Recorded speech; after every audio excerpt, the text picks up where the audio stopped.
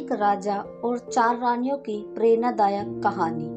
एक बार एक रईस राजा था जिसकी 4 रानियां थीं। वो अपनी चौथी रानी को सबसे ज्यादा प्यार करता था। उसे महंगे कपड़ों से लादे रहता और बेहतरीन खाना खिलाता था। वो उसे केवल सबसे अच्छा देता था। वो अपनी तीसरी पत्नी से भी बहुत प्यार करता था और उसका आसपास के राज्यों में बखान करता था, मगर उसे डर था कि वो एक दिन उसे किसी और के लिए छोड़ देगी। वो अपनी दूसरी पत्नी से भी प्यार करता था और वो उसकी हमराज थी और वो उसके साथ हमेशा सहानुभूति, इज्जत और धैर्य से रहती थी। जब भी राजा को कोई परेशानी होती थी तो वो उसे बताता था ताकि वो राजा को उस परेशानी का हल बता सके। राजा की सबसे पहली पत्नी राजा की सबसे वफादार थी और राज्य और उसकी दौलत बढ़ाने में बहुत मदद करती थी, मगर वह अपनी पहली पत्नी से प्यार नहीं करता था।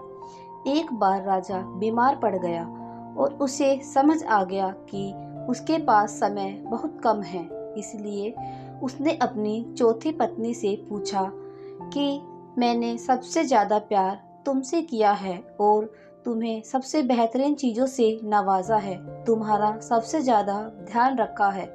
अब जब मैं मरने जा रहा हूँ, क्या तुम मेरा साथ देने के लिए मेरे साथ चलोगी?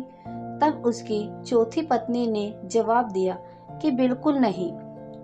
उसकी बात राजा के दिल में छुरी जैसी चुभी।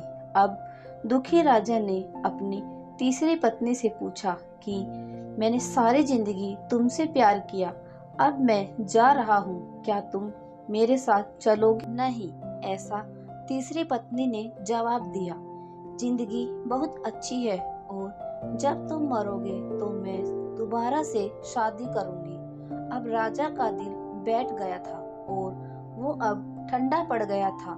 फिर उसने अपनी दूसरी पत्नी से पूछा, मैंने हमेशा जरूरत के वक्त तुमसे मदद मांगी और तुमने भी हमेशा मेरा साथ दिया, लेकिन अब मैं जब मरूंगा तो क्या तुम मेरे साथ देने के लिए मेरे साथ आओगी? माफ करना, इस बार मैं तुम्हारी मदद नहीं कर सकती। दूसरी पत्नी ने जवाब दिया, ज्यादा से ज्यादा मैं तुम्हें तुम्हारी कब्र तक छोड़ सकती हूँ। उसका जवाब बिजली की तरह राजा को लगा और वो बेहद दुखी हो गया। तभी एक आवाज आई, मैं आपके साथ चलूंगी और जहां आप जाएंगे वहां आपके साथ चलूंगी। राजा ने अपनी नजर घुमाई तो उसकी पहली पत्नी खड़ी थी। वो बेहद कमजोर थी क्योंकि वो खाती नहीं थी। दुख से भरकर राजा ने कहा कि जब मेरे पास मौका था तब तुम्हें तुम्हारा बेहतर ध्यान रखना चाहिए था। दोस्तों, इस कहानी से हमें यह सीखने को मिलता है, हमारी चौथी पत्नी हमारा शरीर है। हम चाहे इसे सजाने धजाने में कितना भी दिल लगाएं, मृत्यु के समय ये हमें छोड़ जाएगा।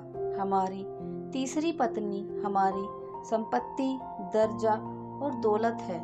जब हम मरते हैं ये औरों को मिल जाती है।